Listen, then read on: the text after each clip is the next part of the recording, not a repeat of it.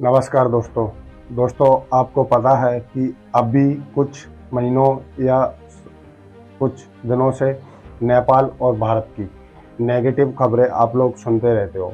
अभी नेपाल ने एक ऐसा कदम उठाया है जिससे भारत में हलचल मच चुकी है।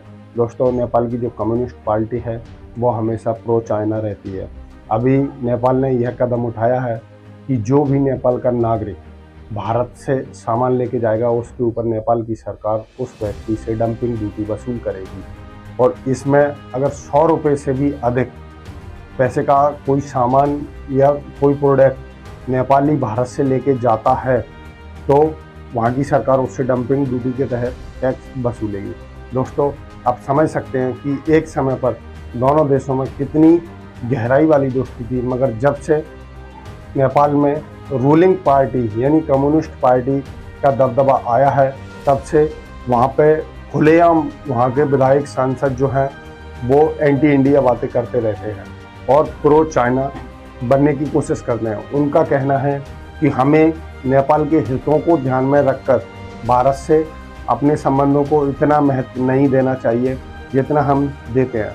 दोस्तों, क्या इस खबर का इम्पैक्ट दोनों देशों के लोगों पर पड़ेगा? वहीं दूसरी ओर जो हमारे देश की करेंसी है उस करेंसी को अपनाने से नेपाल के बिजनेसमैनों ने मना कर दिया है।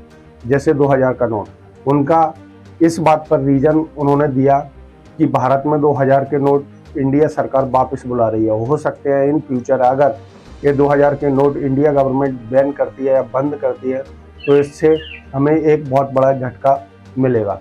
ये हवाला देते हुए उन्होंने इस बात को टाल दिया। और वहीं दूसरी ओर दोस्तों, अभी कुछ दिन पहले की घटना है कि नेपाल और भारत दोनों देशों ने मिलकर एक ट्रीटी साइन की थी जिसमें बात ये हुई थी कि भारत नेपाल को हर साल 10,000 मेगावाट बिजली देगा। तो दोस्तों, जब एक खबर आई तो दोनों देशों के लोगों में एक खुशी की लहर आ चुकी थी। दोनों देशों के लोग खुश थे, मगर वहीं पे जो नेपाल की फॉरेन पॉलिसी है वो नेपाल उसको नहीं चला पाया और एक ट्रीटी लगभग कैंसल होने की ओर आ चुकी है। वहीं पे आप समझ सकते हैं कि जब से नेपाल में रूलिंग पार्टी आई है तब से नेपाल अपनी फॉरेन पॉलिसी को ढंग से नहीं चला पा रहा। दोस्तों, एक फॉरेन पॉलिसी ही देश के विकास में एक अहम योगदान अदा करती है। तो वहीं पे दूसरी अपडेट यह निकल कर आ रही है दोस्तों कि जो एप्पल कंपनी है उसकी रिपोर्ट अभी भारत में आई तो वो भारत में डबल डिजिट से ग्रोथ कर रही है। वहीं पे चाइना में दोस्तों 8% की दर से ग्रोथ कर रही है। ये एप्पल के लिए एक बहुत बड़ी खुशखबरी है। मगर दोस्तों, वहीं देखें खबर को तो इसमें एक नेगेटिव पॉइंट भी है, क्योंकि पिछले क्वार्टर में एक साथ बढ़ने के बाद एक साथ नीचे आ गई थी ग्रोथ। तो ये कहीं ना कहीं वैश्विक मंदी की ओर इशारा करता है, क्योंकि दोस्तों एप्पल कोई छोटी मोटी कंपनी नहीं है, इसका दुनिया पर एक बुरा इम्पैक्ट पड़ता है। इसलिए जब एप्पल ग्रो करेगी तो ये अच्छा होगा। वहीं अभी आपने खबर सुनी होगी कि एप्पल भारत में टाटा के साथ मिलकर 2 अपने स्टोर खोल रहा है।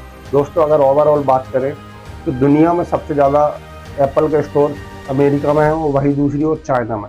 अभी भारत में स्टार्टिंग हुई है। अगर 2 एप्पल स्टोर हमारे इंडिया में खुलते हैं तो हम इससे इन फ्यूचर अच्छा खासा रेवेन्यू कमा सकते हैं, क्योंकि एप्पल एक बहुत बड़ी अपने आप में कंपनी है। तो आपका इस वीडियो के ऊपर क्या ओपिनियन है, कमेंट बॉक्स में कमेंट करके बताइए। मैं नहीं